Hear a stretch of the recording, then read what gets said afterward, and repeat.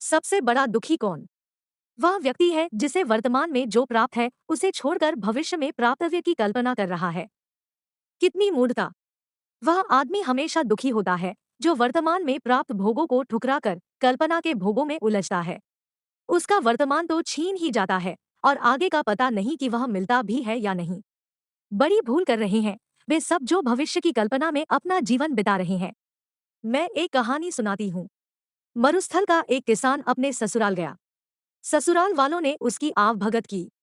वहां ईख बहुत होता था। उन्होंने उसे ताजा गुड़ खिलाया, ईख का रस पिलाया, गुड़ से बने मालपुए खिलाए। उसने जी भरकर भोजन किया।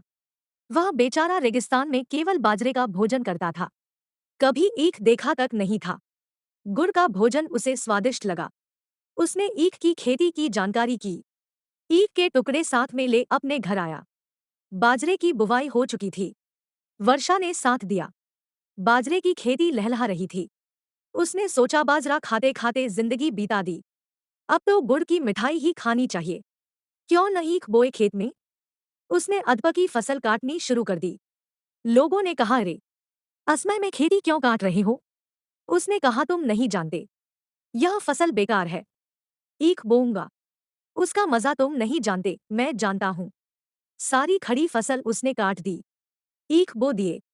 रेगिस्तान में पानी कहाँ? पानी के बिना ईख की खेती कैसे हो? पहली फसल नष्ट हो गई। पानी के अभाव में ईख उगा ही नहीं। अब न बाजरा है और न ही ईख। भविष्य की कल्पना में खोकर वर्तमान के आनंद का आनंद छूट जाता है। वह किसान अपने भविष्य की आशा में वर्तमान की संपत्ति को खो दिया। उसकी भूल ने उसे अपनी बाजरे की फसल से वंचित कर दिया, जिससे उसे नुकसान हुआ।